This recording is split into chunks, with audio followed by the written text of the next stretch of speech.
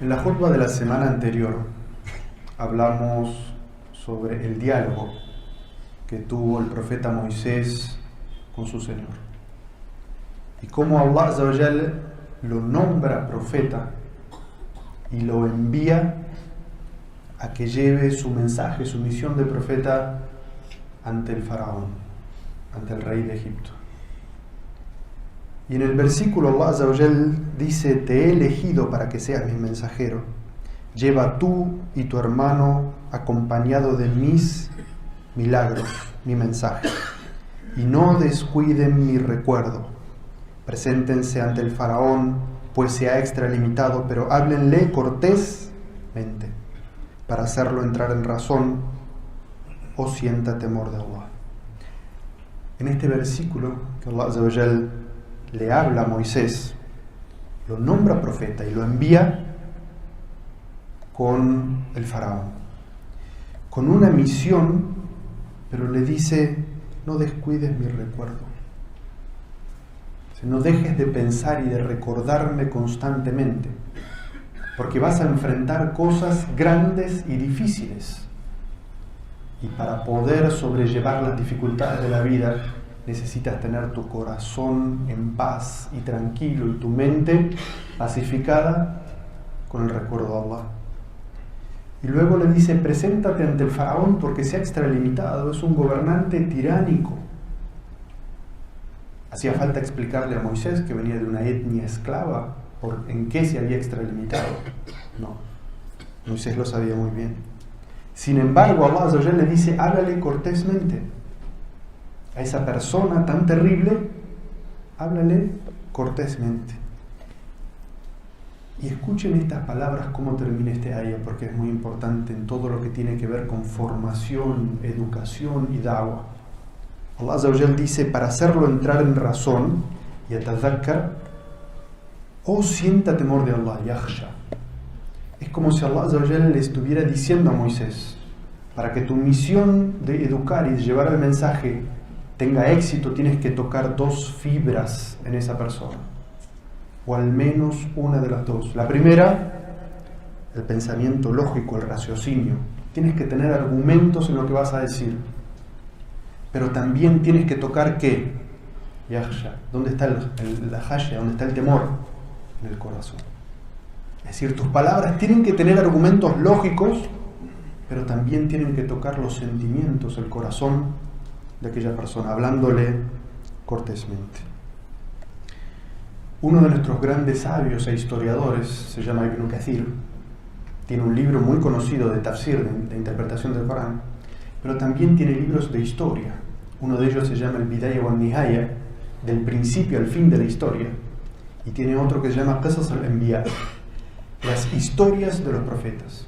Y en estos dos libros de historia él menciona una narración en la cual dice: cuando Moisés sale de Madián y llega a Egipto, va directamente a su antigua casa. Entra en su casa y encuentra a su madre y a su hermano Harún comiendo. Y luego de el evidente saludo, después de 10 años de no verse, Moisés le dice directamente a su hermano: nuestro Señor nos ha enviado para que vayamos a hablarle al faraón e invitarlo a que adore a un único Dios. Esta es una narración. El Sagrado Corán narra el diálogo que tiene Moisés con el faraón en muchas suras distintas. Cada sura agrega algún detalle distinto. El que vamos a reflexionar hoy es el que está en Surat al-Shu'ara, la sura que se llama Los Poetas, el número 26. Y este diálogo comienza cuando Allah Azza wa Jal le habla a Moisés y le dice: preséntense ante el faraón y díganle: somos mensajeros enviados por el Señor del universo, deja marchar con nosotros a los hijos de Israel. ¿Recuerdan que habíamos dicho que Allah le había dicho a Moisés que llevara un mensaje tanto de monoteísmo como de justicia? Que lo invite a adorar a Allah. ¿Por qué? Porque el faraón llamaba a la gente a que lo adoren a él. ¿Qué decía? Ana rabbukum al-a'la, yo soy vuestro Señor, adórenme. ¿Y qué hacía?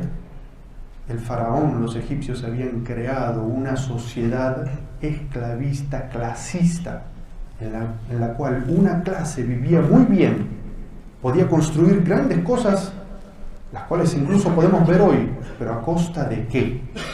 A costa de esclavizar otra clase de personas, en este caso otra etnia de personas, que eran las que hacían el trabajo duro, que eran los que realmente trabajaban. Y sin estos esclavos, esta gran sociedad y civilización no podía existir. Entonces Allah le dice: preséntate ante el faraón y dile dos cosas: que no llame a la idolatría de adorarlo a él, y que deje ir, libere a los esclavos. Somos mensajeros enviados por el Señor del universo, el Dios del universo. Deja marchar con nosotros a los hijos de Bani Israel. Entonces, en este mensaje está lo que Allah Azza wa Jalla le dice a Moisés que tiene que transmitirle al faraón: destruir su idolatría y destruir la injusticia que reinaba en esa sociedad. Y el Corán salta violentamente de esta frase que fue dicho en el valle sagrado de Tuwa, donde Allah Azza wa Jalla habla con Moisés, a la respuesta de Moisés, a la respuesta del faraón, cuando Moisés le da el mensaje. Inmediatamente el versículo dice: dijo el faraón. ¿Dónde estábamos? En la montaña sagrada de Tuwa. ¿Dónde es el siguiente versículo? Dentro del palacio, ya faraón respondiéndole a Moisés. El faraón, cuando Moisés le dice que deje de esclavizar a las personas y que deje de llamar a las personas a que lo adoren a él, es como que no quiere ni siquiera hablar del tema. Y comienza diciéndole: ¿acaso no te criamos nosotros, Moisés, desde que eras niño? Y permaneciste con nosotros muchos años de tu vida e hiciste lo que hiciste, hablando de el asesinato accidental de Moisés, y te convertiste luego en un renegado porque se escapó. ¿Qué es lo que está haciendo el faraón aquí? Él no quiere ir al tema del cual Moisés le dice que tienen que hablar, por el cual Allah Azza wa Jalla lo envía. ¿Y qué trata de hacer aquí? Trata de desvirtuar el tema. No quiere hablar de lo que tiene que hablar, sino que trata de manipular emocionalmente a Moisés. Decirle: pero ¿qué me vienes a decir a mí que deje de llamar a las personas a mi adoración y que destruya el concepto social de esta sociedad? Si tú eras de los míos, yo te crié aquí en mi palacio y yo sé tu secreto. Tengamos en cuenta que Moisés estaba hablando con el faraón delante de toda su corte. Nadie entra a hablar con el faraón a solas. Ahí estaban todos sus asesores, sus soldados, sus militares, y Moisés hablando delante de él.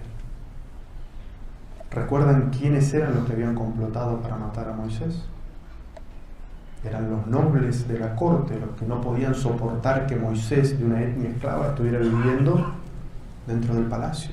Y es como si el faraón le dice: tú te criaste conmigo aquí, yo conozco tu secretito. Estás con vida porque yo lo quiero, porque yo lo permito, pero habla o responde al tema. No responde al tema. ¿Y qué hace Moisés? Moisés responde inmediatamente. Y es muy importante que reflexionemos sobre las palabras de Moisés, porque Moisés no va a dejar de responder a ninguna de las acusaciones del faraón, pero no va a perder el hilo del objetivo de por qué él está ahí. De las acusaciones que le hicieron de que él también era de la vida fácil de palacio y de que él había matado a una persona, ¿cuál es la más importante? ¿Cuál es la acusación más importante? Que había matado a alguien. Entonces Moisés empieza respondiendo a eso y dice: cuando lo hice fue un accidente y un error de mi parte. Luego oí de ustedes cuando tenía temor de que ustedes me mataran. Pero mi Señor me agració con la sabiduría y me hizo de sus mensajeros. En cuanto al favor que me recuerdas, es decir, lo de vivir en palacio, ¿acaso no se debió que habías esclavizado a los hijos de Israel? Le responde sus argumentos, respondiendo primero el más importante, y luego mostrándole que ese argumento de que él decía, bueno, pero tú te criaste en palacio, y que teóricamente eso justificaba lo que el faraón hacía, diciéndole que me des una vida privilegiada, o me hayas dado una vida privilegiada a mí, no quita lo injusto de que tengas a toda una sociedad esclavizada debajo de ti. Entonces, el faraón no esperaba esta respuesta. Y ahora sí, cuando viendo que Moisés responde con astucia todos los argumentos de él, el faraón ya se ve en la necesidad de bajar al campo de Moisés y responder al mensaje que él fue a llevar. Pero fíjense de la manera que lo hace. Preguntó el faraón, ¿quién es ese Señor del universo? En idioma árabe, cuando uno quiere preguntar sobre alguien, dice man. ¿Sí? Pero cuando uno quiere desacreditar o hablar mal de la persona, dice ma. Y el faraón dice ma rabbul alamin, como diciendo, ¿qué es eso de ese Señor del universo? Yo soy ana rabbukumul ala, yo soy vuestro Señor supremo. ¿Qué es ese Señor del universo del que me estás hablando? Pero Moisés no toma esto como un insulto hacia él y no se pone a responder de una manera incorrecta, porque Allah le había dicho que le hable como cortésmente, con inteligencia, para tocar su mente y su corazón y la de todos los que estaban escuchando. Entonces Moisés le responde, es el Señor de los cielos, la tierra y todo lo que hay entre ambos. Deberían tener certeza de eso. ¿Cuál era la creencia de los egipcios de la época del faraón? Los faraones creían que ellos eran descendientes de los dioses que estaban en los cielos y que ellos gobernaban la tierra. Entonces Moisés con un argumento le dice, el Señor es el creador de los cielos y de la tierra. Es decir, es el Señor de los cielos, de donde tú dices que vienes o desciendes, y Él es el Señor también de la tierra, de la que tú dices que tú gobiernas. Y ya no se dirige más al faraón, sino que dice, deberían, no le habla directamente a él, sino a toda la gente, y dice, deberían tener certeza de esto, es decir, el Señor es el creador. ¿Acaso tú creaste los cielos y la tierra? ¿Acaso tú dominas todo lo que pasa entre los cielos y la tierra? Y la corte y todos los que están con él empiezan a pensar y reflexionar de que hay algo en el argumento del faraón que no funciona y que el argumento de Moisés tiene lógica. Moisés dice entonces, es el Señor de ustedes y de vuestros ancestros. Es decir, el creador de todo no es solamente el que está ahora, sino que también es el creador y el Señor de los ancestros. Y para los egipcios los ancestros era algo muy importante, pero también muestra esto de la temporalidad. No puede ser Dios alguien que solamente está ahora presente en el presente, sino que tiene que ser alguien que estuvo desde la eternidad. Es decir, el Señor es el Señor de ahora, pero también es el Señor de cuando tú, que te dices Dios, no estabas. El faraón ya se da cuenta de que está perdiendo la credibilidad de todos los que estaban escuchando, y entonces pasa a un segundo paso. Él ya no tiene argumentos. Cuando no se puede desacreditar el argumento, ¿cuál es el siguiente paso en una discusión? ¿Desacreditar a quién? Al mensajero. Entonces Faraón pasa inmediatamente a desacreditar al mensajero y le dice, este mensajero que les ha sido enviado a ustedes es un demente. Entonces, lo que muestra el faraón es que ya no tiene argumentos para rebatir los argumentos sobre la divinidad. y trata de atacar a Moisés. Pero Moisés no se deja. Él sabe que lo importante no es él, sino que lo importante es el mensaje. Y sigue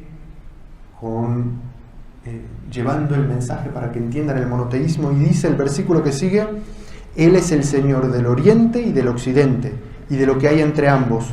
Deberían razonar sobre esto. La primera vez dijo, deberían tener certeza. La certeza, ¿dónde está? En el corazón. Y esta vez dice, deberían razonar. Una vez más, ¿qué adoraban entre las cosas que adoraban los egipcios? El sol. ¿Qué es lo que dice Moisés? El Señor es el Señor del oriente y del occidente. El oriente y el occidente es según el viaje del sol. Es decir, el Señor, el verdadero, es aquel que alumbra todo lo que alumbra el sol. No solamente este lugar, porque el faraón decía que él era el creador y que él gobernaba la tierra, pero él les dice, ¿acaso no hay lugares en el oriente y el occidente que este faraón no gobierna? Pues el Señor, el verdadero, es el que gobierna todo lo que hay en el oriente y en el occidente. Aquí se acaba la paciencia del faraón.